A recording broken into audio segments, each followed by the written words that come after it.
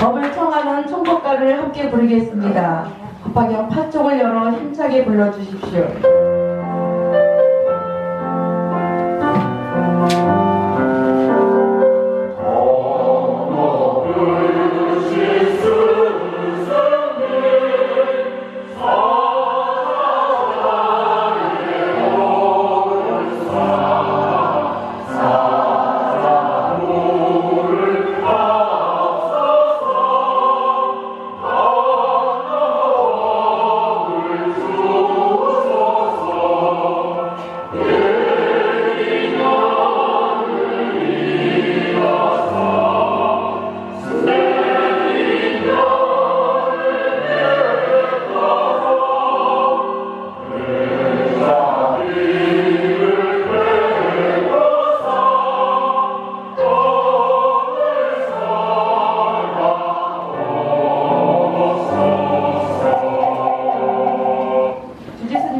선체로 목탁에 맞춰 3배의 예를 올리겠습니다.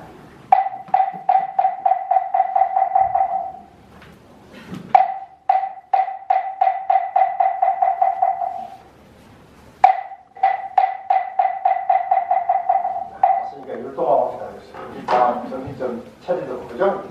예, 눈은 뭐 한다고 그랬죠? 눈 경경 보고요. 코는 항해 맞고 귀는 영부라고 귀는 검은 들어요. 그죠? 머리는 누구 생각? 가슴은 누구 자리? 부처님 자리. 손은 뭐하죠? 공사하고요. 발은? 정각사가요. 눈 경경 보고요. 코 항해 맞고요. 이 영부라고요. 귀 검은 들어요. 머리 부처님 생각 가슴 부처님 자리 손 봉사고요. 벌 청각사가요. 박수. 좀 꺼주세요. 자, 앉아보세요. 잠시 공부 준비할 마음과 몸가짐을 좀 말씀드리겠습니다. 입장해 드리겠습니다.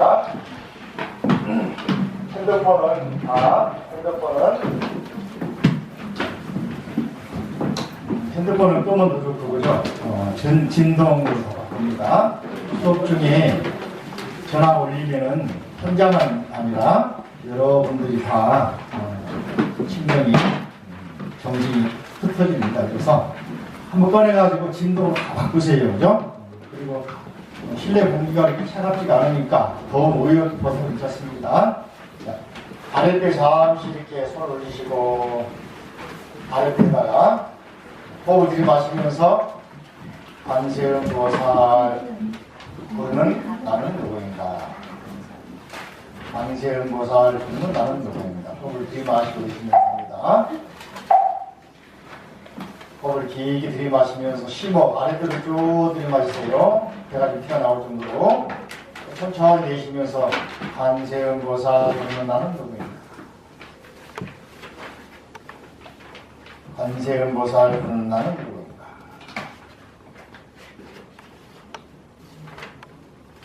관세음보살 부르는 나는 누구인가. 지금 오늘 이 시간에 정각사 법당에 앉아있는 그 나는 누구인가. 나는 어디에서 와서 어디로 가는 존재인가.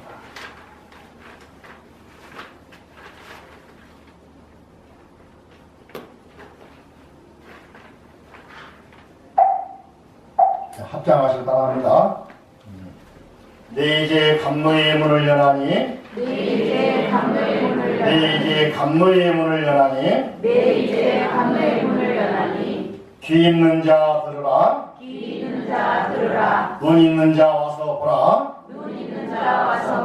낡은 믿음 버리고 경이롭습니다 부처님 세존이시여 경이롭습니다 부처님 세존이시여 마치 넘어진 자를 일으켜 세워주시듯 덮여있는 것을 걷어내 보이시듯 길 잃어버린 자에게 방향을 가르쳐 주시듯 어둠 속에서 평생을 보라고 등불을 비춰 주시듯 주님 세종께서는 여러 가지 방편으로 법을 설해 주셨습니다.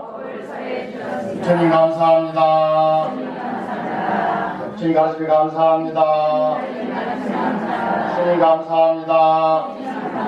서로 마주보고 많이 반갑습니다. 그리고 악수. 아픈 다음에 반갑습니다. 반대편 반갑습니다. 자, 박수 반갑습니다. 오늘은 두 번째 시간인데 지난 시간에 감동이 좀 많았죠. 구마라지 말씀을 통해서 이렇게 우리가 주 같은 금강경이며 화경이며 안기사경이며 우리항수경이며 유마경이며 또는 반야경이며 등등 수많은 대승경연들을 우리가 볼 수 있게 된 것은 구마라지 박사님의 인고의 세월을 겪으면서 그 수모를 당하면서도 오직 주님 말씀을 전하겠다는 소위 말하면 원력 한 가지로 우리가 보고 있는 것이다. 조금 이해가 됐습니까? 그리고 수업을 지난 시간 못 오신 분들은 우리 밴드에 가입하면 그 내용이 올라가 있습니다. 밴드에. 그리고 오늘은 두 번째 해설책이 있죠. 보시면은 78쪽에 타 종교에 대한 법화경의 입장이라는 내용이 있습니다. 이 내용을 일본의 구마자와 대학에서 대학 학부 때부터 유학해가지고 학부 4년 다니고 또 석사까지 다니다가 다시 한국 돌아와서 금강대학교에서 법화경 연구로 박사를 받은 우리 하영수 선생님을 부탁드리겠습니다. 앞으로 잠깐 나오실까요? 오늘 그전 안 보셔도 말이죠. 오늘 영상을 통해서 PPT라고 하죠. 프레젠테이션을 볼 것이니까 도전 얘기했는데 더 자세한 내용은 집에서 보도록 하시고, 보도록 하시고, 오늘은 하 박사님의 여러분 알기 쉽게 슬라이드로 쫙 보일 테니까. 자, 앞으로 나오세요. 이쪽으로. 자, 큰 박수 부탁합니다. 잘생긴 사람 나왔다고요. 자기 소개 한번 해주세요. 소개하고. 예, 만나서 반갑습니다. 예, 방금 소개받은 하영수라고 합니다.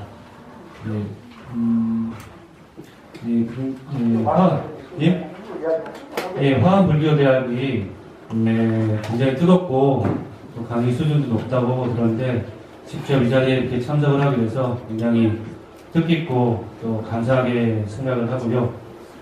또 법화경을 통해서 이렇게 여러분들과 인연을 또 맺게 되어서 이렇게 배려를 해주신 또 스님께도 깊이 감사를 드립니다. 아직 강의 준비가 아직 좀 덜 것 같아서 제가 이제 어제 왔습니다. 어제 여기 와서 정각사에 왔는데 제가 와서 느낀 것은 이제 법화경이라는 책이 경전이 여기에 이제 꽃 화자가 있지 않습니까? 이제 그 꽃이 무엇이냐 하는 게 이제 문제인데 법화경에서 그 꽃이 이제 연꽃이죠.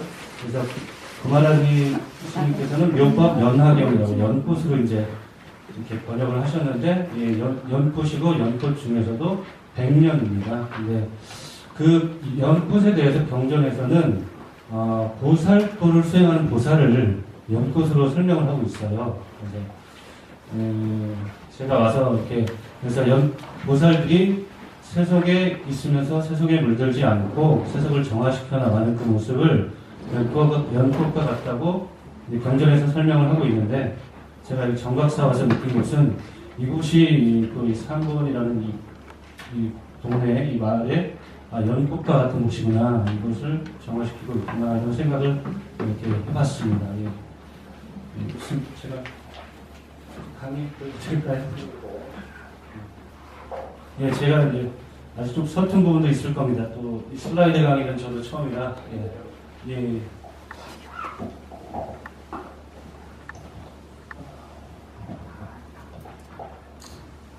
잘 보이시나요? 네. 제 가까이서 봐서 저는 잘 안 보이는데 잘 보이시니까. 예, 그래서 이 강의는 이제 제가 예전에 논문을 하나 써서 발표를 했는데 그것을 조금 정리를 한 것입니다. 그래서 제가 왜 이런 이제 타 종교에 대한 법화경의 입장이라는 논문을 그때 발표를 했는데 왜 이런 논문을 썼냐 하면 여러분도 이제 아시다시피 지금은 좀 조용해진 것 같습니다. 근데 얼마 전까지만 해도 또 IS라든지 그런 이슬람 원리주의자들이 뭐 테러를 유럽이나 이런 데서 일으키고 지금은 이제 잠잠하지만 그게 뭐 끝난 것은 아니고 언제 또 그런 일들이 벌어질지 모르고 뭐 태국이나 이런 나라도 사실은 불교 국가인데 이슬람 이제 믿는 사람들이 독립하고 싶어서 테러를 일으키고 이런 일들이 많이 있었고 아무튼 예 그래서 이런 종교 간의 문제가 요즘 뭐 환경 문제 같은 것만이 아니라 이것도 굉장히 글로벌하고 우리 모두가 지금 그러니까 다른 나라에서 일어나고 한국에서 없다고 해서 나와 상관없다 이렇게 생각하기 어려운 그런 문제인 것 같습니다. 그래서 이거를 이제 법화경은 어떻게 볼까라는 걸 좀 관심을 가지고 이런 논문을 작성을 이렇게 했거든요. 그래서 그걸 정리를 했습니다. 예.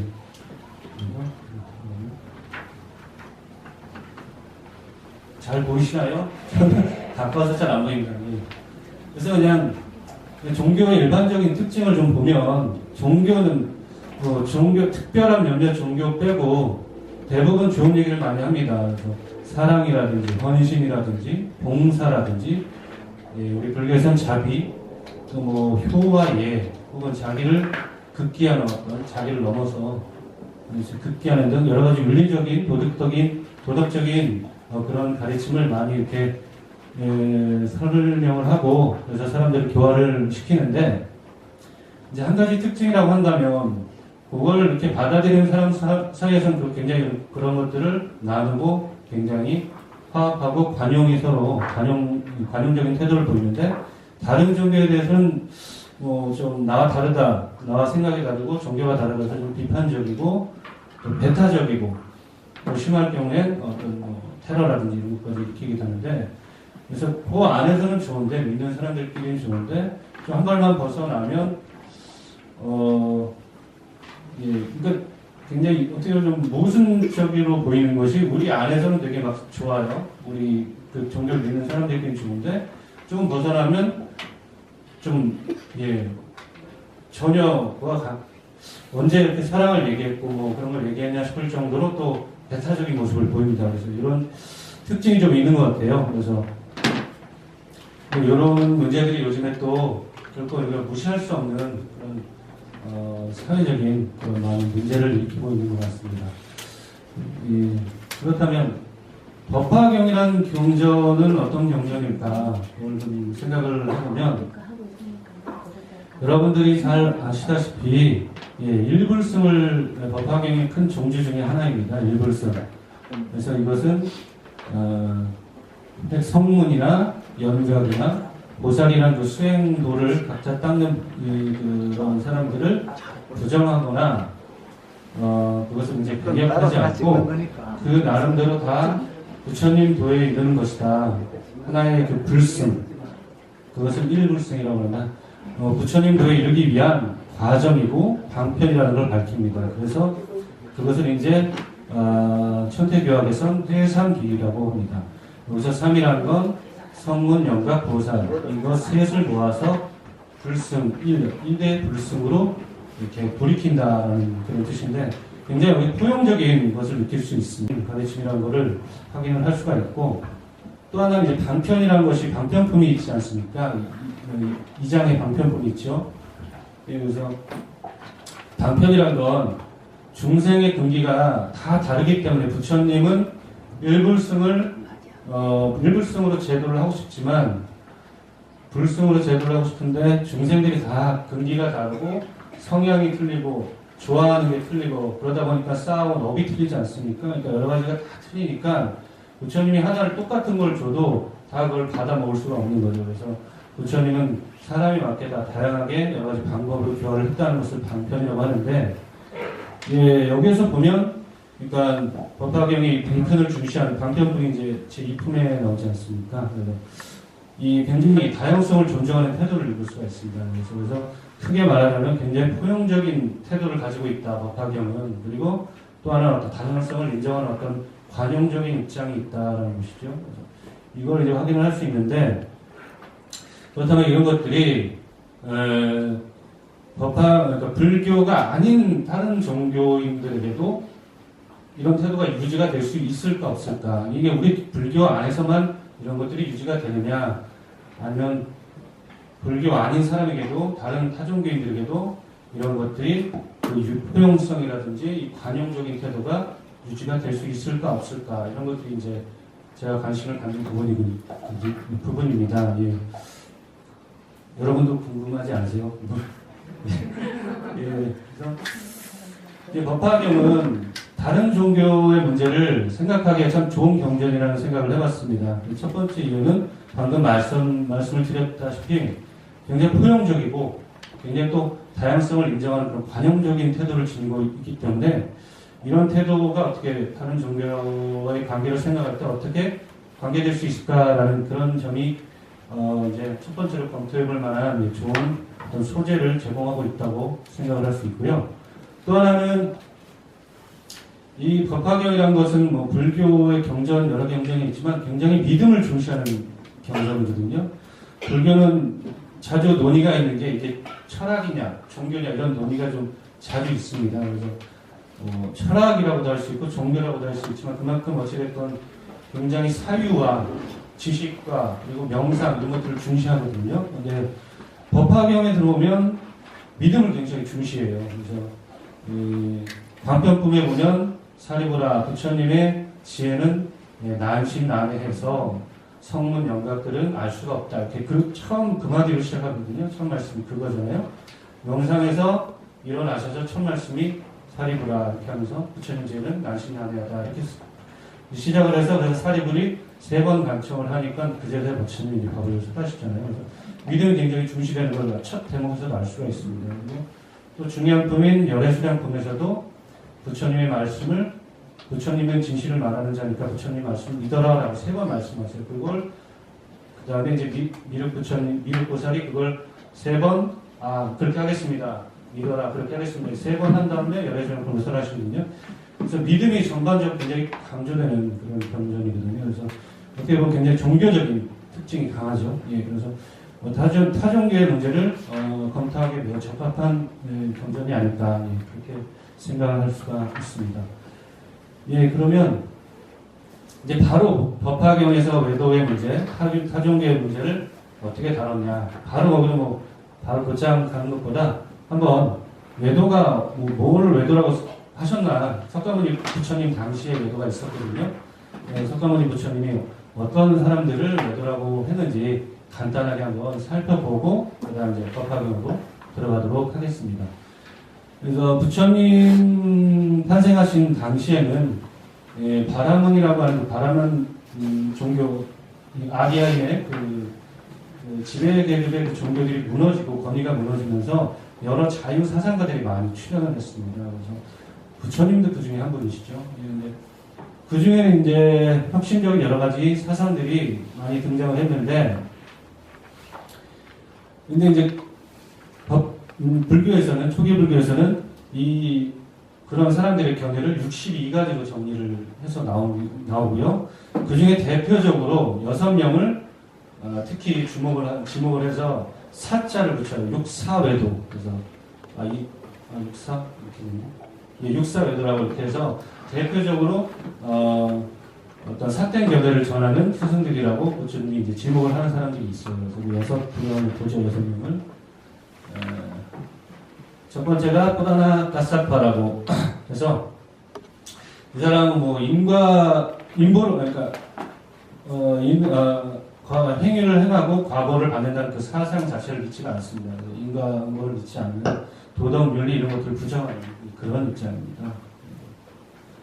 그리고 빠꾸다카차야나라고 해서 이 사람도 그냥 인간의 자유의지는 없고 인간은 여러 요소들이 모여서 만들어진 것이다.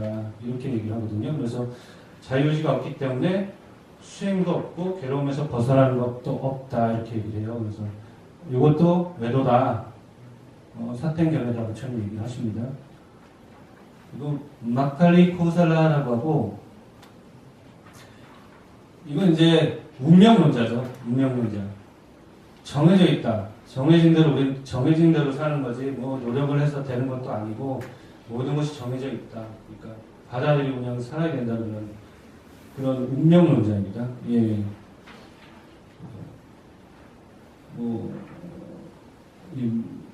그 다음에 아지타 케삼 발리인 이렇게 케사칸 발리인 이렇게 되는데 쾌락주의자죠. 유물론자. 그러니까 뭐 영혼 같은 것은 존재하지 않고 인간은 물질로 이루어졌고 도덕적인 어떤 가치를 추구하는 것이 아니라 어떤 쾌락, 육체적인 쾌락을 추구하는 것을 최고의 가치로 삼는 그런 사람들입니다. 그래서 어떤 영혼이나 윤회, 그리고 인과 법칙, 내세 이런 것들을 다 부정하고 완전히 현실적이고 물질적인 가치만을 추구했던 그런 외도 사땡견을 가지고 있었습니다. 다섯 번째는 산자야 베라틱푸타 이렇게 되는데 이 회의론자입니다. 그리고 불가지론자라고 해서 진리란 건 우리의 인식으로 알 수 있는 것도 아니고 설명 불가능한 것이다 라고 해서 판단을 하지 말아야 된다 이렇게 있죠. 그래서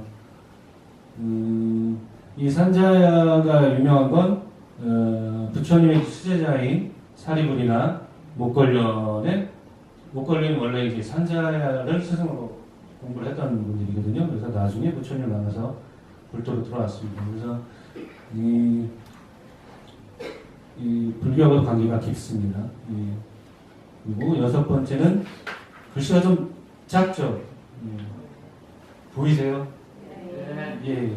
이제 미간타 나타푸트라라고 해서 자이나교의 창시자거든요. 자이나교라고 하는 건 눈에도 믿고 업도 믿고 뭐 이렇게는 하는데 굉장히 보행주의입니다. 그래서 인간의 영혼이 있는데 영혼이 업이라는 것에 의해서 속박되어 있기 때문에 그것을 벗어나기 위해서는 고행, 특히 단식을 하거든요. 단식을 해서 죽음을 통해서 해탈할 수 있다고 생각을 했어요. 그래서 굉장히 이렇게 고행을 중시했고 또 인도 이렇게 가끔 사진 같은 거 보시면 옷 벗고 있는 사람들 혹시 보셨어요? 예, 이렇게 옷도 벗고 다니고 뭐 어떻게 원칙주의자라고 해야 되나? 그런 분들이고 지금도 근데 몇몇 인도에 이렇게 신도들이 있습니다. 신도들이 있고 불교와 비슷한 측면도 있는데 굉장히 뭐라 할까 원칙주의적이고 또 고행주의적인 측면이 강합니다. 이 여섯 명들은 이제 초기 불교에서 부처님께서 육사배다라고 해서 초기 경전에서 자주 등장하는 대표적인 외도들입니다. 근데 이제 외도를 또 다른 측면에서 이제 유형별로 이렇게 비판을 하셨어요, 부처님께서. 그래서 첫 번째가 숙작인론이라고 해서 이것은 이제 인간 존재라는 게 과거에 행한 행위에 의해서 규정돼 버린다는 거죠. 그래서 이 과거에 이미 행한 것 때문에 다 그거에서 정해져 있기 때문에 어떤 새로운 여지가 없다라는. 그래서 여기에는 어떤 수행을 해서 노력을 해서 뭔가 변화한다는 여지가 없기 때문에 이렇게 운명론적인 이런 사유들을 이제 부처님께서 비판을 하십니다. 두 번째로는 존우론이라고 해서 어떤 신, 절대자에 의해서 일체가 다 정해지고 전개된다는 그러한 견해입니다. 그래서 모든 것이 신의 의지에 따라 만들어지고 결정된다면 누가 악한 일을 하거나 선한 일을 해도 그것으로 과보를 받을 수 없으며 인간의 어떠한 의지도 용납될 수 없다고 부처님께서 비판을 하시죠. 그래서 지금도 어떻게 보면 이런 견해들은 굉장히 강력한 견해인 것 같습니다. 무인 무연론, 모든 게 무연이고 숙명 어떤 정해져 있다라는 그런 견해들인데, 부처님은 모든 것이 어떠한 인과 원칙도 없이 단지 우연한 사건의 나열이라면 인간이 의지를 가지고 살아간다는 것 자체가 성립될 수 없다고 비판을 합니다. 그래서 대부분 보면 뭔가 뭔가 정해져 있다든지 무인론이라든지 어떤 그런 극단적인 견해를 비판하시고, 부처님은 업은 우리가 받지만 수행을 통해 자신의 삶을 바꿔나갈 수 있다, 그런 측면을 강조를 하시는 것을 이제 알 수가 있습니다. 이게 무슨 얘기인지 아시겠죠? 뭐 정해져 있거나 아무 무연이 다 됐다거나 이런 어떤 그런 것들이 삿된 견해라는 거죠. 그래서 우리가 수행을 통해서 동시에 바꿔나갈 수 있다, 인간의 노력을 중시하는 부처님의 그런 입장을 읽을 수가 있습니다. 그래서 이 사항으로 이제 간단하게 초기경전에 나왔던 외도에 대해서 살펴봤고, 자, 그러면 법화경에서 외도가 어떻게 달라지고 있느냐, 그걸 좀 살펴보도록 하겠습니다. 두 가지 관점에서 제가 볼 건데요. 사실 여기부터 이제 본론이 되겠습니다. 두 가지 관점은 뭐냐면, 외도에 대해 언급하는 부분이 있고요, 외도를 교화하는 부분이 있습니다. 이 두 가지를 한번 보겠습니다. 먼저 외도에 대한 언급을 보겠습니다. 이제 비유품, 제3비유품을 보면 이렇게 어떤 사람이, 부처님이 어떤 사람한테 이 경전을 사례라, 이 경전은 부처님이 아주 비밀의 경전이라고 나오거든요. 방편문의 끝에 보면 아주 여기는 부처님의 비밀의 경전이니까 아무에게나 함부로 설하지 말라고 말씀을 하십니다. 그래서 어떤 사람한테 설하고 어떤 사람한테 설하지 말 것인가를 얘기하시는데, 이건 이제 설해도 되는 사람들 이렇게 얘기하시죠. 잠깐 읽어보겠습니다. 어떤 사람이 지심으로 불사리를 구하듯 그와 같이 경전을 구하되 경전을 얻고서는 정대하여 받아지니고, 또한 그 사람이 다른 여타 경전을 구하지 않으며 외도의 경적은 생각조차 없거든 그런 사람에게 곧 설해 주어라. 그러니까 간절하게 이 법을 구하는 자들한테 설해 주라고 부처님이 말씀하신 거거든요. 여기 제가 밑줄 그어놨는데, 외도의 경전을 생각하지 않는 사람들, 이분이 나왔는데, 여기 그래서 살짝 언급이 나오죠. 예, 이렇게 나오고, 그 다음에 이제 제14 안락 행품에도 보살들이 이제 법화경을 전하기 위해선 몸과 마음을 어떤 식으로, 그러니까 규율이죠. 어떤 율법처럼 몸과 마음을 어떻게 지니고 생활해야 된다라는 말씀하시는데, 그 중에 이제 몸에 관한 얘기가 나옵니다. 몸은 이런 사람들을 가까이 하지 말라, 권력자들을 가까이 하지 말라, 이런 얘기가 나오고, 그 다음에 이제 외도들, 그러면서 곧 누구 바람은, 그거 아까 우리 봤습니다. 이게 니건자라는 게 자이나교 그 교주를 얘기하는 거고요. 그 교도들, 옷 벗고 수행하는 사람들 있지 않습니까? 그래서 바람은 니건자, 그 다음에 뭐 세속의 어떤 길 찬탄하는 외설을 만드는 사람들, 이런 사람들하고는 가까이 하지 말라. 그러니까 권력자나 아니면 외도들하고 가까이 하지 말아라, 이렇게 설명을 하고 계시죠. 근데 이제 언급을 하셨는데, 이게 진짜 이게 부정적인 건 알 수가 있죠. 그래서 이런 사람들은 가까이 하지 말아라고 말씀을 하셨는데, 이게 이제 완전히 배타적인 의미냐라는 그걸 좀 생각을 해봐야 될 것 같아요. 저는 그렇게 생각을 안 하는 게, 다음에 좀 봤는데, 우리 바로 앞에서 다른 경전을 구하지 않는 사람들, 그런 사람들한테 설해주라고 하셨거든요. 그러니까 아까 여기 이 논문 여기 보시면 외도의 경전은 생각조차 없거든, 바로 앞에 다른 경전은 구하지 않며 이렇게 있죠. 다른 경전이 뭘까요? 다른 경전이 뭘까요? 확실하게는 알 수가 없는데, 문맥상 이거요?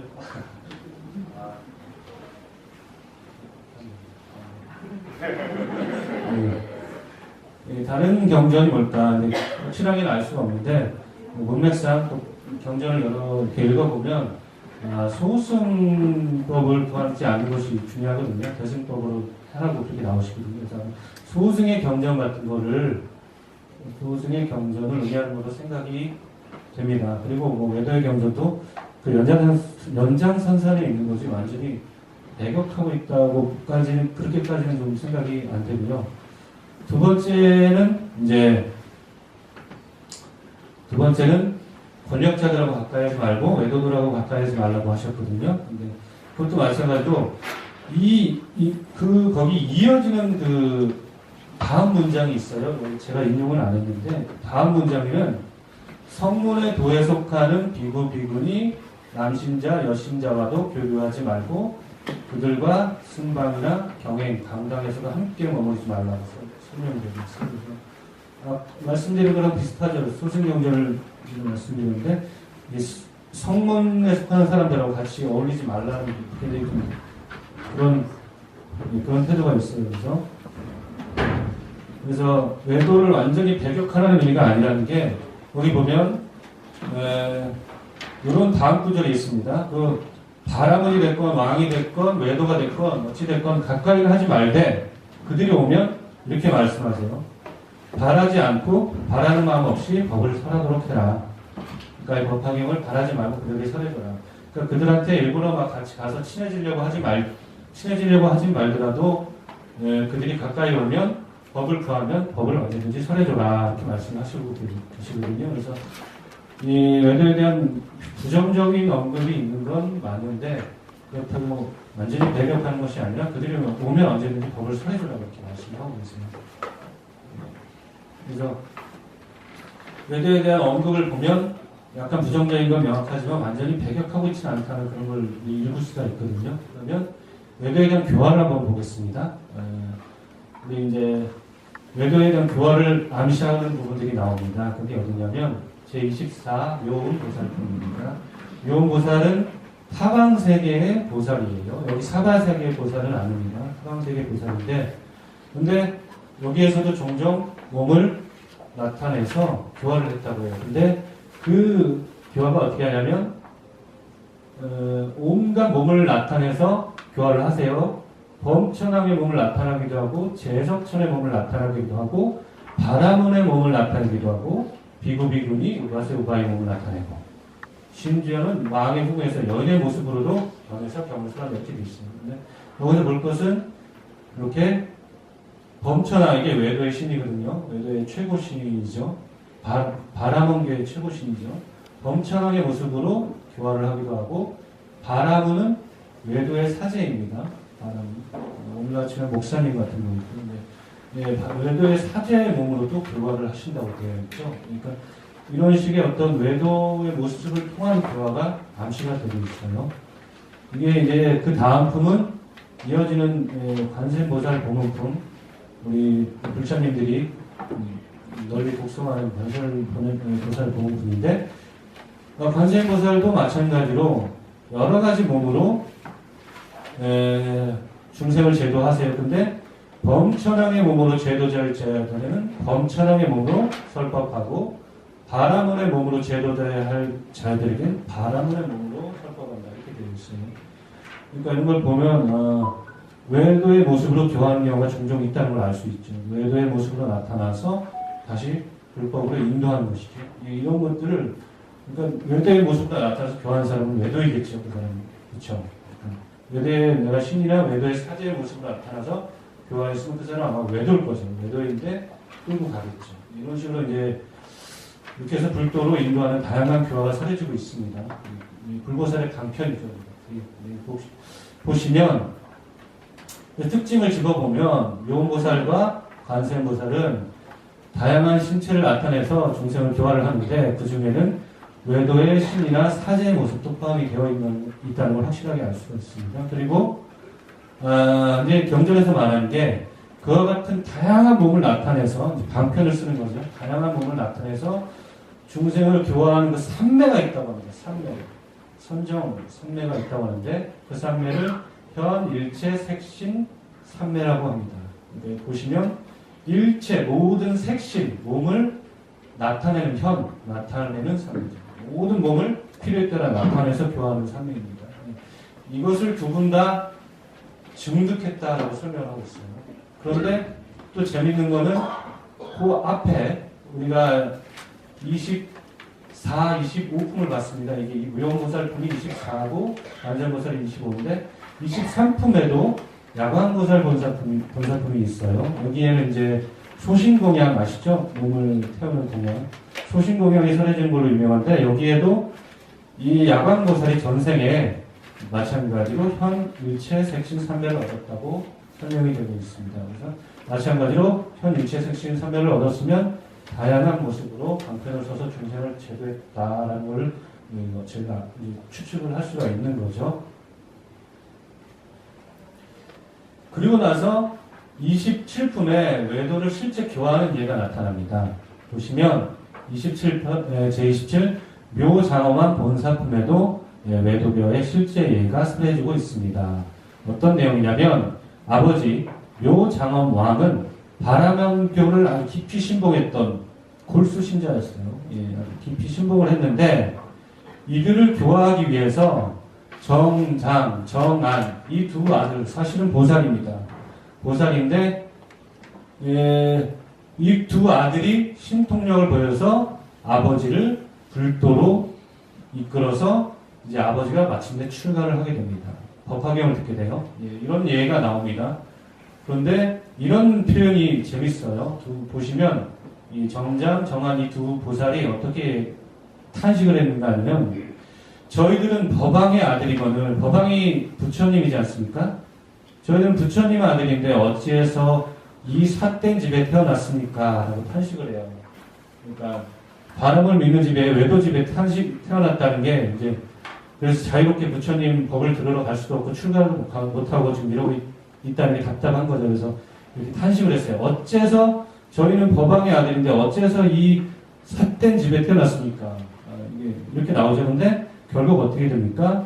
이 두 아들이 아버지를 불도로 인도를 하게 되고 그래서 그들이 이 아버지의 선지식이었다는 게 이제 밝혀지게 됩니다. 경전에서. 그래서 이 품은 외도를 교화하기 위해서 일부러 어떤 서원이라고 할까요? 일부러 외도의 집에 태어나기도 한다는 방편의 또 다른 측면을 보여주고 있는 것으로 생각이 됩니다. 실제 교화가 나타나죠. 그래서 쭉 보시면 23, 24, 25, 23, 24, 25, 그 다음 27품 쭉 연속해서 외도에 대한 교화가 계속 언급이 되고 있는 거예요.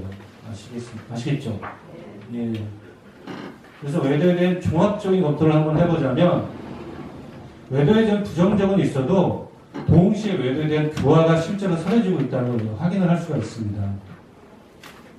따라서 제가 생각하는 건 사소한 부정적인 표현에 얽매일 것이 아닌지를 좀 해봤어요. 근본 입장, 일체 중생은 모두 붓다의 자녀. 일체 중생 계시하자라. 부처님이 경전에 나오는 거거든요. 일체 중생이 내 모든 내 자녀이다. 이렇게 말씀을 하세요.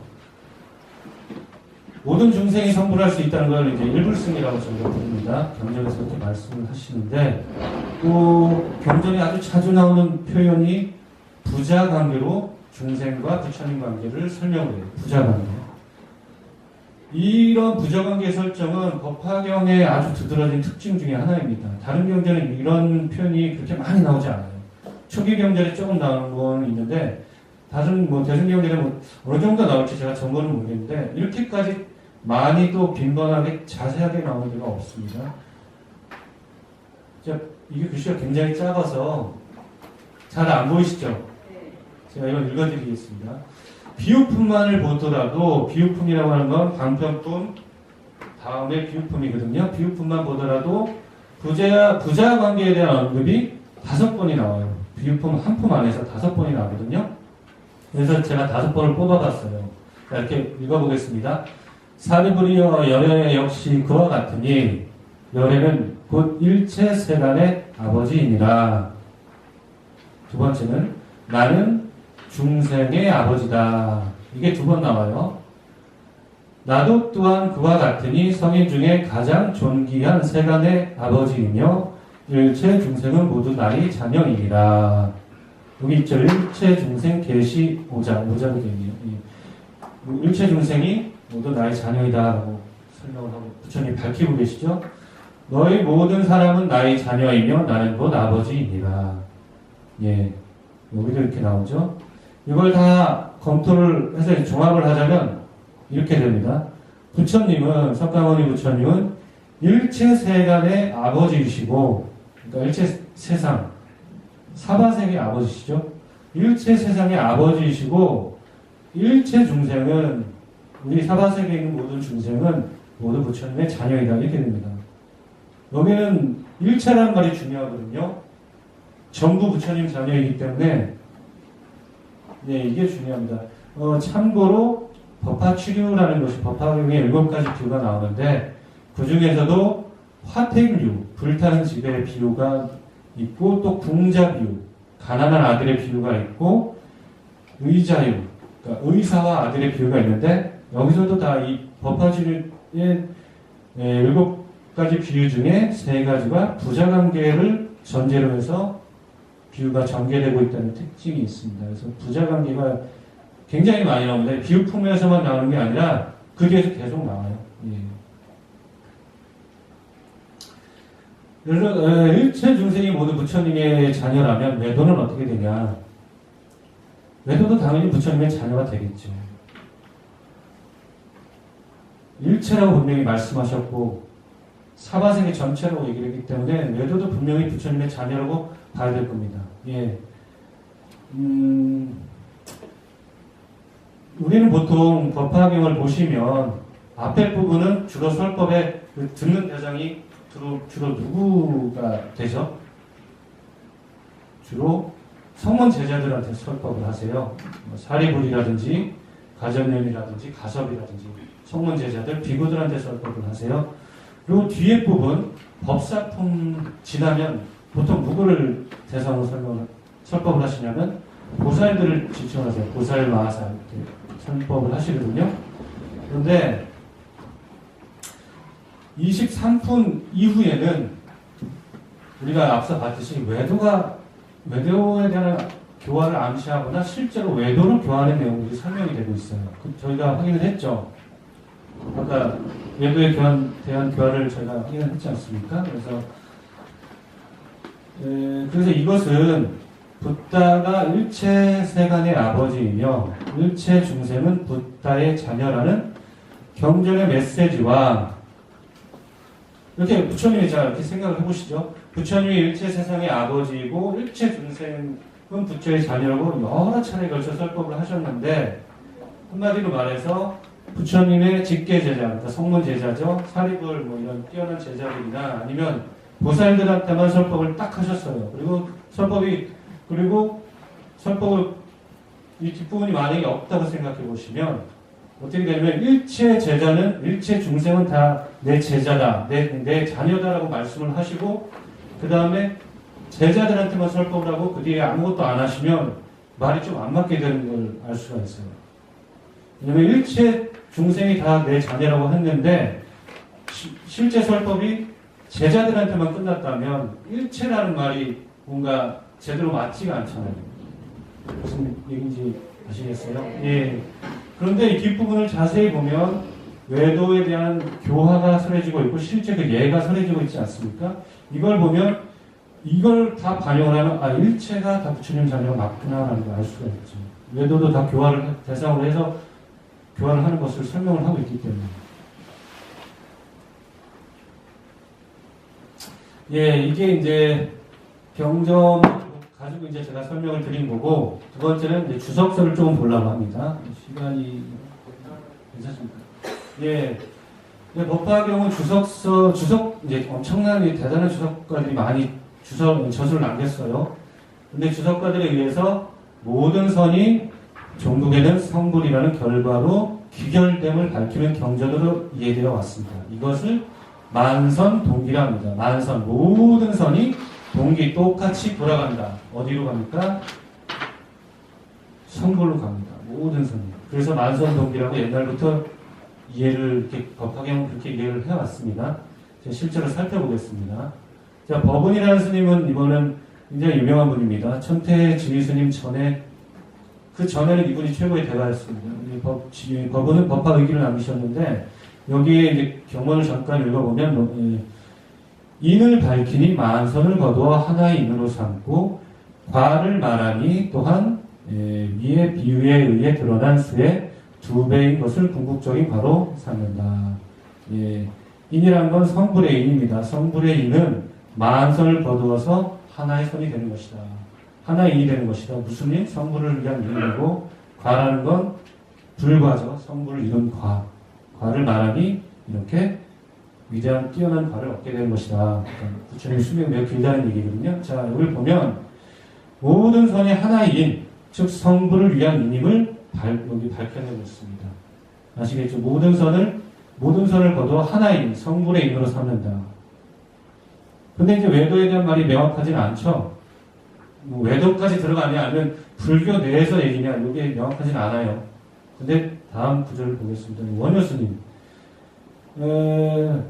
사실 원효스님이 해동의 성자 우리 원효스님께서 법화종을 남기셨는데 거기를 보시면 자긴이란 성인이든 법부든 내도든 외도든 도분이든 복분이든 일체의 선근이 위없는 도리에 함께 이르지 않음이 없는 것이다.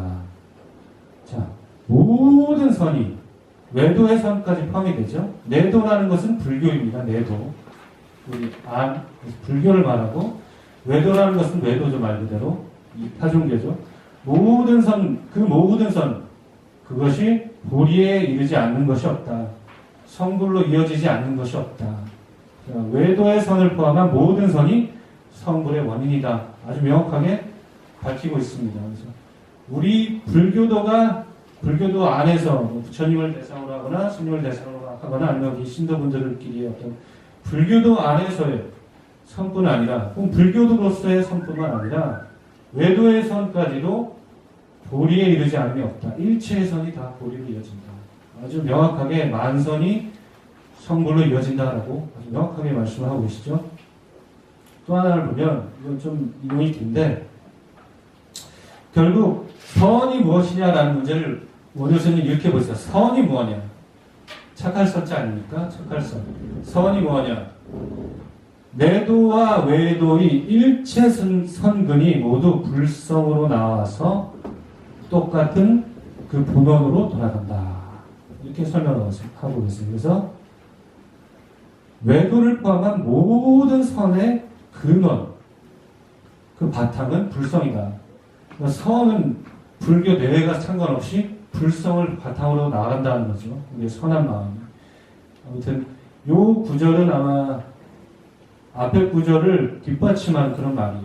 그러니까 외도의 선이 왜 불성으로 이어지느냐, 왜 모든 선이 불성에서 사실 나가는 것이기 때문에. 이 만선 동계의 입장은 외도를 포함한 입장은 원효스님을 통해서 보다 명확하게 외도들도 다른 종교의 사람도 선을 지으면 불성으로 성불로 이어진다. 원효스님은 아주 명확하게 표현하고 계세요.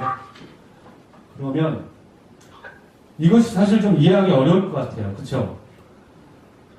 모든 선은 성불을 한다고 해도 외도의 선이 어떻게 성불로 이어질 수 있냐? 우리가 부처님을 대상으로 공양하고 공경하고 이렇게 선근 심는 거지 외도의 선이 어떻게 성불로 이어지냐? 이게 좀 사실은 쉽게 문득 이해가 될 만한 얘기는 아닐 수도 있습니다. 그렇죠? 그런데 저는 부처님의 본생담이 하나의 힌트가 될 수 있다고 생각을 합니다. 왜냐하면 부처님은 처음부터 인간이 아니라 동물 얘기가 되게 많이 나오죠. 본생담 같은 경우는. 동물로 태어나서 뭐 여러 가지 자기 몸도 주고 막 생명도 주고 막 그러면서 선행을 많이 쌓아서 사람으로 태어나세요.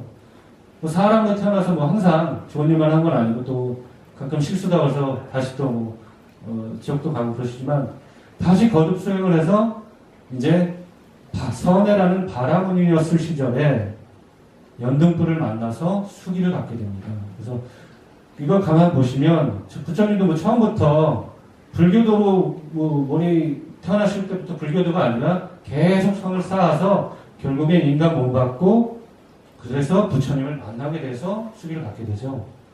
그래서 선이 역시 중요한 어떤 부처님을 만나는 인연이 되는 그것을 여기서 확인할 수가 있습니다. 부처님을 만나고 혹은 부처님의 가르침을 만나야 우리가 성불을 할 수 있지 않습니까? 그래서 선이 역시 중요한 여기서 어떤 계기가 되고 있다는 것을 저희가 힌트를 여기서 얻을 수 있지 않을까 생각을 합니다.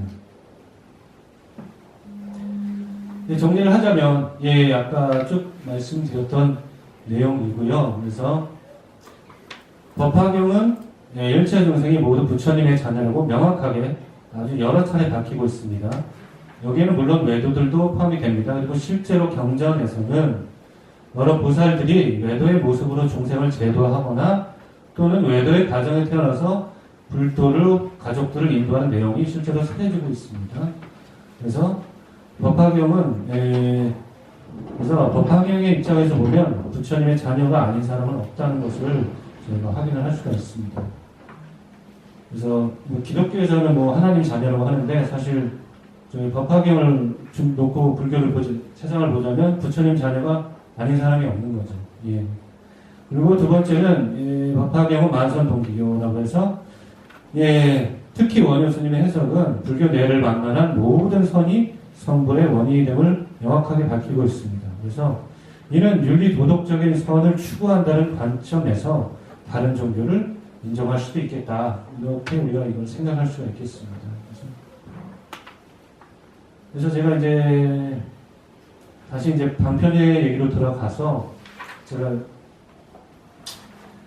방편이라는 거는 일부를 쓰면 부처님 세계는 평등 무차별합니다. 법계 무차별이라고 하는데 모든 세계는 평등 무차별한데 그러나 현실 세계는 다양하죠. 우리 중생들의 생각이 틀리고 지혜가 틀리고 선글이 틀리고 능력이 틀리고 처한 환경이 틀리고 다양하지 않습니까? 자, 이 평등 무차별한 세계와 이 복잡하고 다양한 이 세계를 이어주는 연결을 해주는 게 무엇입니까? 방편입니다. 그래서 법화경에서 방편을 중시하는 건 일불성을 중시하기 때문에 방편이 중요할 수밖에 없게 됩니다. 근데 우리 이렇게 물어볼 수가 있을 것 같아요. 방편은 보통 상승을 대상으로 이렇게 이해를 하지 않습니까? 회삼귀일. 그래서 삼승을 방편임을 밝혀서 귀일, 일불승으로 불승으로 돌아가게 한다. 그래서 삼승이 방편한 건 확실하죠. 회삼귀일. 근데 외도도 방편이냐? 외도도 부처님 방편이냐 아니냐? 확실히 원효스님은 외도도 방편이라고 보고 있습니다. 이게 제가 우리 자료집에는 없는 걸 제가 조금 추가를 했는데 법화정의 그 내용을 제가 인용을 해왔는데 부처님께서 문수보살에게 말씀하셨다. 내 불토에 있는 승가와 니건자, 승가는 우리 성문 제자들이죠. 근데 니건자 아까 뭡니까? 자인하부입니다. 니건자 등도 모두 열애가 주지하는 힘으로 열애의 신통력으로 말미암아 방편으로 나타내 보신 것이다. 여기 분명히 방편력 나오죠. 외도도 방편력 분명히 나옵니다. 이 모든 외도와 선남자 등은 외도는 외도고요. 선남자는 우리 불교를 얘기하죠. 이 외도와 선남자 등은 비록 각가지 모든 다른 배움의 모습을 행하고 있지만 모두 함께 불법, 부처님의 법이라는 한 도량을 건너가는 것이니 다른 방도가 없기 때문이다. 다리는 하나밖에 없다고 합니다. 성불의 길은 하나밖에 없는 것이죠. 그래서 여기를 보면 확실하게 외도도 방편으로 나타내 보신 것이다 라고 되어 있습니다. 이것은 니건자경이라는 그 경전을 원효스님이 인용하신 거예요. 니건자경이란 이 자체가 외도에 대한 얘기거든요. 니건자경을 법화종회에서 원효스님이 인용을 하신 건데 이걸 인용하셨다는 건 원효스님은 외도도 방편이다 이렇게 보시는 거라고 생각할 수가 있겠습니다. 그래서 방편이라는 게 보통 이렇게 설명을 됩니다. 방편이라는 게 우리가 보통 수단, 어떤 목적을 달성하기 위한 수단, 도구 이렇게 이해를 하는 경우가 많은데 저는 조금 다르게 볼 수 있다는 게 과정이라는 의미로도 읽을 수 있지 않을까. 어떤 도달하기 위한 과정. 왜냐하면 실제 방편이라는 그 말 자체에 이 뜻이 있습니다. 웨이. 그러니까 영어로 번역하면 웨이라는 뜻이 있어요. 길이라는 뜻이 있거든요. 방편에는. 수단이라는 뜻뿐 아니라 길이라는 뜻도 있습니다. 그래서 방편이 어떤 불도 성불이라는 그 목적을 향해 나아가는 단순한 수단뿐 뿐 아니라 하나의 그 긴 여정을 가는 그 어떤 뭐라고 할까? 과정이라고 볼 수 있겠다. 그래서 제가 말씀을 드리면 불교 내부와 타 종교에서는 현실적인 차원에서는 구별이 됩니다. 왜냐하면 현실적인 차원에서 타종교에는 성불의 이치가 없어요. 타종교를 열심히 믿어서 취할 수 있는 과보는 뭡니까? 인천승입니다. 인천승. 사람 몸을 받거나 잘하면 천상에 태어나는 것이죠. 그 타종교에는 성불의 이치는 없어요. 그러나 아까 원효 선생님이 말씀하신 것처럼 선은 모든 선근이 성불이라는 동일한 그 결과로 이어진다고 말씀을 하셨죠. 그래서 우리가 타종교에서는 현실적인 차원에서는 구별이 됩니다. 성불의 이치가 없기 때문에 한계가 있는 것이죠. 타종교에서는. 그러나 모두 일불승의 대도에 이르기 위한 하나의 과정의 의미가 있다고 볼 수 있지 않을까. 제가 이렇게 정리를 해봤습니다. 그래서 이제 마지막으로 말씀드리면 과거 7불 통계 있지 않습니까? 그래서 모든 악을 짓지 말고 여러 선을 행해서 그리고 여러 선을 행할 것이며 받들어 행하며 그 마음을 스스로 청정케 하라. 이것이 부처님의 가르침이다. 이렇게 하셨죠. 선을 굉장히 중요시하죠. 선을. 악을 짓지 말고 선을 행하라. 이게 모든 부처님의 공통된 가르침이고요. 예. 그래서 이런 어떤 타종교 어떻게 볼 것이냐 할 때 법화경은 포괄적인 입장과 그리고 관용적인 태도는 어느 정도 유지가 될 수 있지 않을까라는 생각을 합니다. 다만 타종교에서는 성불할 수 있는 것은 아니기 때문에 한계가 있지만 그래도 성불로 이어질 수 있는 가능성이 있다. 그런 선을 쌓아서 불교를 만날 수 있는 가능성이 있다라고 볼 수 있지 않을까 좀 이렇게 생각을 했습니다. 이상으로 이제 발표를 마치도록 하겠습니다.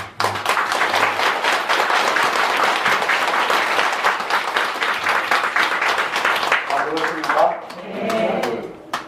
보니까 젊고, 그죠? 멋쟁이잖아요. 그렇지 않습니까? 네.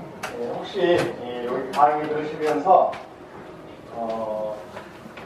아까 말씀드린 그 기독교에서 많이 나왔던 이야기인데 아버지와 아들 관계 처음 들어봤죠? 예불에 나와 있어. 62쪽. 예불은 뭐예요? 예불은 뭐예요? 삼계노사 사생가부.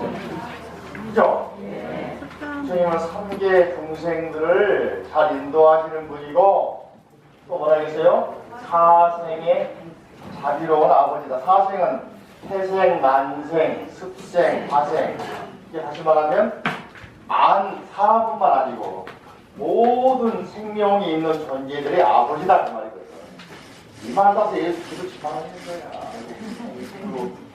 그리고 법화경이 왜 중요하냐면은 우리 한국 불교뿐만 아니라 일본, 중국 같은 경우에 법화경 중심으로 또 게다가 더해진 천체 사상까지 합쳐져가지고 굉장히 불교 문화가 폭넓게 접하고 있어요.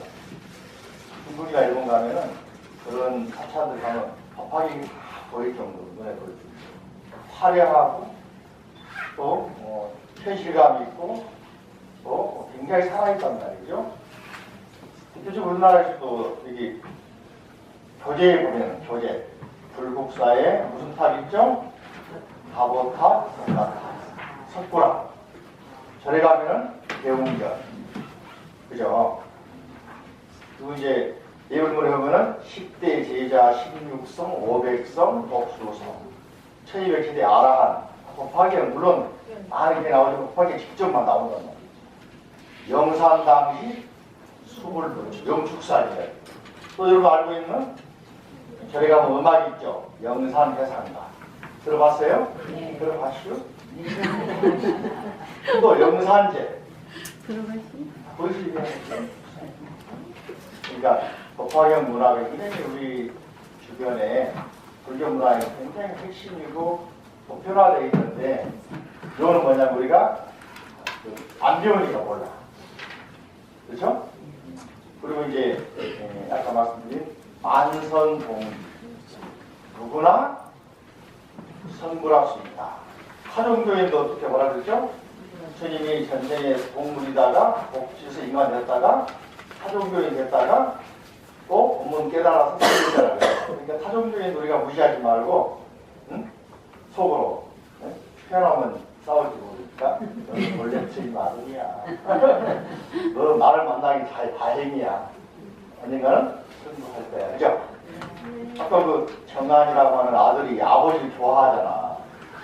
네? 처음에는 기관하잖아. 내가 왜 이렇게 삿된 얘도 잘못된 집에 태어나가지고 아버지 때문에 정법 교원을 못 가고 했는데 나중에 커가지고 주인공 만나서 깨닫고 보니까 우리 아버지를 좋아해가지고 깨닫게 된 거야. 그죠? 그래서 우리 딸들한테 가지고 타종교 아들 만나 결혼하고 그래. 그래가지고 좋아해서 될 거라고 그러면. 그죠?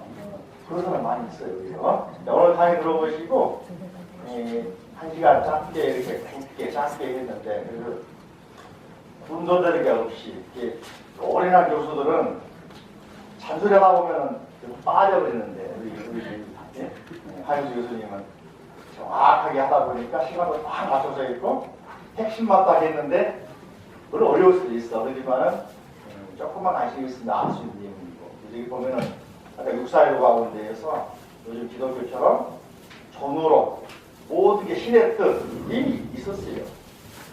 그리고 일신교라고 하는 것도 혹시 여러분 이집트의 사상 정신교 이집트의 다신교거든요. 원래는 근데 혹시 수탄가만이라는 그런 이집트를 이면서 최초로 일신교를 믿는 사람들이에요. 근데 그 왕이 일찍 죽으면서 그 거대한 도시가 사라지고 다시 다신교로 올라오는데 그때 그 사람이 이때 수많은 다신교를 기존의 사제들을 다 죽여버리고 파괴해버리고 박해해버리거든요. 그분은 왕이니까 강제로 전체 이틀을 내가 믿는 신을 믿으라고 강요하면 일신교로 갑니다. 처음 들어봤어요? 기간이나 했어요. 그랬는데 그 사람이 이제 예수 시절에 왕이 죽고 나니까 다시 원래 모습 돌아왔습니다. 요게 지금의 기독교의 전 모델. 나중에 이제 로마 시대에 와가지고 기독교인들이 우리 가장 일신 하나만 믿자고. 근데 하나만 믿자는 사상이 기독교만 있는 게 아니고 우리나라 동학 쪽에서 하나님 그러더라고. 동학 중에 대순진교나 대종교 증사도에서 하나님 그러더라고요. 그러면서 원래 하늘 하나였다는 거예요. 우리나라에도 일신교가 대종교 쪽, 그리고 단군교에서 있었단 말이에요. 거기에 올라가면은 재밌는 것들을 많이 하더라고요. 서양의 훈족, 그러니까 훈 올라가면 한족하고 만나, 한사람과 만나. 또 하나 칭기스칸을 대한 한자로는 한 쓰거든. 한하고 만나. 올라가면은 그래서 또 중국의 유명한 고대에 순임금, 요임금 있잖아요. 순임금이 한족이에요. 우리나라 한족이. 중국의 한족이 아니고 한국할 한자 있잖아요. 그죠? 우리 중국의 고대 역사의 책이라 동이전에 나온 책이에요. 내가 확인해봤어. 하나보다 힘들더라고. 한족이에요. 그리고 많은 경우에 중국의 고대 왕들이 한족이었다는 말을 한단 말이에요. 하나 그런 말이에요. 닭다 그런 말이에요. 심지어는 이제 더 올라가면은 이제 더 고대에는 또 만나는 게 많이 있어. 그 시간 아니니까. 그런데 불교에서 말하고 있는 기독교에 말하면은 아버지와 아들 관계에 비유가 많이 나오고 있죠. 이게 기독교의 전유물이 아니고 다양한 종교가 있단 말이죠. 지금 그중에 많이 쓰니까 좀 많이 쓰면 돼버리잖아요. 그죠? 이게 종교의 사상의 모습이거든요. 재밌는 것은 최근에 서양이나 유럽에서는 유명한 생물학자가 있어요. 영국 사람들. 옥스퍼드 교수입니다. 도킨스라는 사람은 신은 없다. 책을 나온 책이야. 신을 안 믿어도 된다. 없다. 지금 현재 영국에 살아있는 최고 진화론 학자란 말이죠. 그죠? 다시 말하면 유럽에서는 이미 그 이야기가 정리됐어. 특히 누구냐면은 임마누엘 칸트라는 사람이 뭐라 했습니까? 모든 것은 과거의 어떤 관념과 현상의 변화이다고 얘기했어. 또 바로 그전 시대에 니체라는 사람은 신은 죽었다고 얘기했어. 이게 뭐냐면은 신의 시대에서 인간의 시대로 그 현상과 우리 삶의 세계, 이성과 관찰, 감정. 다시 말하면 우리가 살아가는 데 있지 않습니까? 우리가 보고 느끼는 걸 감정이라고 하는 거예요. 이걸 우리 감각으로 하는 거예요. 감각과 또 한 가지는 깊이 생각하면 뭐가 있을까? 사유의 세계가 있어. 깊은 사유의 세계. 이성, 그야말로 로고스. 로고스. 들어봤어요, 로고스? 이런 세계가 만나가지고 만들어요. 이 부분은 불교의 인과, 원인과 결과. 그죠? 여러 번 할 수 있는 것이, 연기법을 할 수 있는 것이고요. 오늘 이 강의 들으시면서 한번 평소에 궁금해, 인도의 이제 고대 종교의 다양한 모습이 나왔는데, 질문이 있어서 의심이 있다. 약간 기간자, 그러면 자인학교죠. 지난 겨울에도 이제 자인학교 석불사원 갔는데, 부처님과 똑같은 차이점이 뭐냐면, 빤스가 안 입고 있어. 부처님은 가서 써고 있잖아요. 또 실제로 현재 자인학교들은 봉이파, 비기파가 있어서 봉이파는 아예 옷을 안 입어요. 나체파들이에요. 재미있는 것은 이전에 몇십 년 전에 그 인도의 유명한 여자 수상 인드라 간디라고 있었잖아요. 간디 수상. 간디 그 토마스 간디 범지가 마하트마 간디 말고 네루의 딸 간디라고 여자 수상이 있어요. 인드라 간디라고 그러거든. 인도 수상이거든요. 자인학교 소위 말 부처님들처럼 축제날, 자인학교 탄신 기념일날, 자인학교 총대표 종종스님 같은 게 일종에 버스 다 먹고 와가지고 악수하고 해요. 그 사람은 수치가 아니고 그 사람들은 무소유를 주장하니까 다 버려야 된다. 그리고 또 한 가지는 자인학교가 인도 지금 인도 인구 예약 인도가 12억 인구예요. 중국은 14억이거든요. 지금 인도는 세계에서 젊은 층이 가장 많은 나라입니다. 20, 30대가 비율이 가장 높아. 왜냐면 얘들 많이 나니까. 그죠? 젊은, 그래서 인도를 가니까 차이에보다 인크레더블 인디아를. 영어로 인크레더블. 무슨 뜻이에요? 인크레더블. 크레딧, 그러면 신용 있다 그런 말이죠. 인 그러면 이제 부정한 말이거든. 이번에 우리가 놀려먹죠. 믿을 수 없는 인디아라고. 못 믿을 인디아. 근데 그 사람들은 인디아가 뭐냐면은 위대한 그런 말이 있고 놀랄만한 경이로운 그런 말이 있거든요. 영어 따라 인크레더블. 하나 배우라니까. 크레딧 그러면 믿다 그잖아, 그죠? 인다니까 이러면 부정한테 그냥 일반적으로 못 믿어 그러면 이 사람들이 아니고 놀랄만한 경이로운 위대한 그런 말이야. 차에 막 써져서 내가 가이가 들어있지. 못 믿을 인도 아니야. 그러니까 아니라고. 경이로운 인도라고, 그죠? 인도에서 모든 사람이 많이 나왔잖아요. 세계 최대 최초의 문명도 인도에 있었으니까요. 그죠? 참 특이하죠, 그죠? 그러니까 우리가 지금은 잘 못 사는 나라라고 생각할 수 있지만 알고 보니 인도가 굉장히 그 사상이 풍부하다.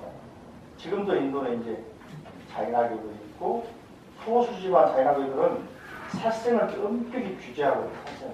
농사 안 지어요. 농사하다가 밤에다가 벌 죽이잖아요. 물도 말이죠. 망사에 걸러서 마신다. 벌레를 죽인다고. 그러니까 이 사람들은 주로 뭐냐면 상업을 합니다. 장사. 금융업 같은 거. 대부업 같은 거. 그러니까 부자일까 안 부자일까? 자본시대. 그죠? 그러니까 사람들은 항상 현금을 연출하는 거예요. 농사 안 짓고 그러니까. 그래서 자인학교가 인도에 현재 종교 인구는 적지만은 인도의 부를 차지하는 비율이 높아. 금융업 같은 거 합니다. 혹시 자 들어보고 질문. 전부 시간 우리 교수님한테 그죠? 자, 한번 박수 한번 해주시면.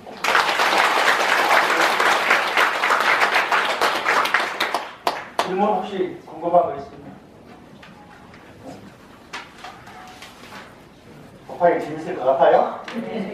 자, 아까 핵심이 만선봉. 여러분이 호흡을 하면서도 그냥 호흡하면은 그냥 살기 한 거거든. 근데 경에 나옵니다. 내가 호흡을 하는 순간 이걸 통해서 이 호흡을 중생에게 해양합니다. 화엄경에 나옵니다. 내가 산을 가면서 그냥 걸어가는 게 아니라 내가 원을 세웁니다. 모든 유생들이 산처럼 덕이 높아지기, 만물을 키워주기. 그러니까 내가 말 한마디 하더라도 내가 이 말을 통해서 상대방이 어떻게 상처받은 게 아니라 치유가 되기를, 그러면 선이 되겠잖아. 기도하면서 내만 잣대기를 한 게 아니라 한 번 더, 그죠? 나도 잣대면서 중생들이 모두가 다 이 공덕으로 부자되고 선불하십니다. 한마디만 바꾸면은 나도 좋고 너희 좋고 내고 좋고, 나도 기도가 되고 중생도 중생 해양하게 되잖아요. 이게 선이란 말이지. 생각도 마찬가지예요, 그죠? 내가 해야지 하는 생각하면은 이제 이익이지만은 내가 해서 이익을 얻어서 돌려줘야지 하면 어떻게 되겠어요? 그죠? 이러니까 내가 일거수일투족, 살아가는 것, 생각하는 것, 말하는 것, 행동하는 것, 밥 먹는 것, 세수하는 것, 선 아닌 게 없단 말이에요. 이게 만선이야. 천가지 만가지 모든 선, 동기, 부처님의 세계로 돌아가. 부처님이 되기 위해서 수행하는 거예요. 중생에게 해양하는 거예요. 그죠? 그런 원리가 법화경에 잘 나온다. 그죠? 또 혹시 또 질문이나 또 우리 젊은 사람 왔을 때 어떻게 얼마나 왔으면 좋아, 그죠? 어? 박수 한번 더. 선생님을 말하는데 우리 저기 같이 공부했던 그 공부기 교수한테 물어봐가지고 했는데, 법화경 연구원 젊은 아주 멋진 친구 있다고 그래서 궁금했는데 어디 딱 보면 부처님 화신이가 있거든. 그래 안 보여요? 네. 질문 한번 질문. 말 한번 해보고 누가? 네, 우리 보사님.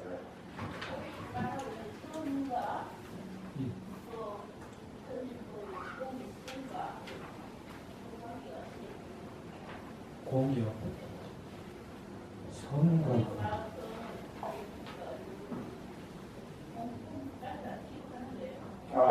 어렵다. 쉽지 않아요,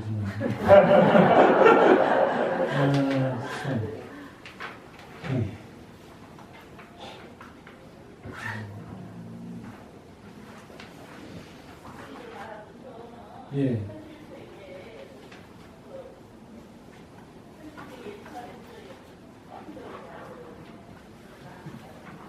예.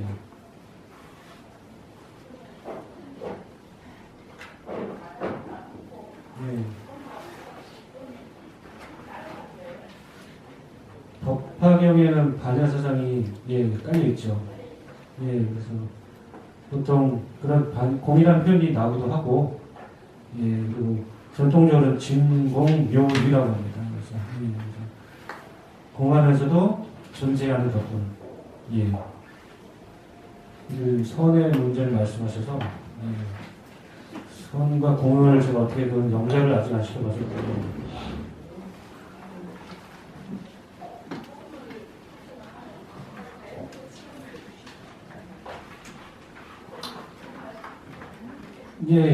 그렇습니다. 그래서 법사품 같은 데 보면 법사가 법을 설할 때 열애의 방에 들어가서 열애의 옷을 입고 열애의 자리에 앉아서 법을 설하라고 하는데, 열애의 방이 자비이고, 그 다음에 열애의 옷이 인욕이고, 그 다음에 열애의 자리라는 건 공자리라고 하거든요. 그래서 공과 자비 이걸 다 같이 말을 하고 있습니다. 이제 이번 말고 6월 달에 또 한번 법사, 지금 말하는 법사에 대해서, 그죠? 법화경에 법사품, 법사 공덕품이 나오고, 법사가 무엇이고 선택하는지, 그죠? 한번 또 강의를 올 거니까 멋진 사람 또 한번 보자, 해봤는데, 그죠? 개인적으로 야간에 또 한번 강의할 거니까는 개인적으로 혹시 질문 있으면 저기 끝나고 공양하시고 물어보시고, 그죠? 됐습니까? 네. 질문 없습니까? 그러면은 오늘 마치겠습니다. 마지막으로 한번. 이렇게 불러주셔서 너무 감사드리고, 앞으로 법화경이라는 경전이 저도 좀 너무 재밌고 또 너무나 귀한 가르침이라는 생각이 들거든요. 이번 스님이 이번에 법화경을 이번 학기 하신다고 하셔갖고 여러분들이 많이 관심과 또 많은 또 부처님의 이렇게 가비와 감동을 받으셨으면 좋겠습니다. 또 뵙겠습니다.